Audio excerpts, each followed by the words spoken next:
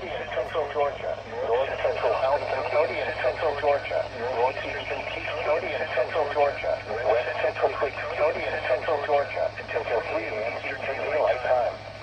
At 9:06 p.m. Eastern Daylight Time, Doppler radar's automated rain gauges indicate thunderstorms predicting heavy rain across the Warren area. Between 2 and 3.5 inches of rain have fallen. Additional rainfall amounts of 1 to 2 inches are possible in the Warren area. Flash flooding is ongoing or expected to begin shortly. Hazard: flash flooding caused by thunderstorms. Source: radar's automated fuses. Impact: flash flooding of small creeks and streams, urban areas, highways, streets, and underpasses, as well as other poor drainage and low-lying areas.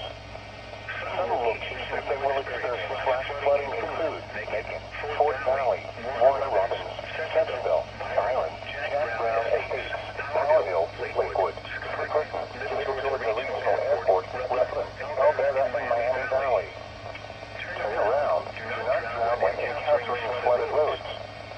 Most flood risks occur in vehicles. Be especially cautious at night when it is harder to recognize the dangers of flooding.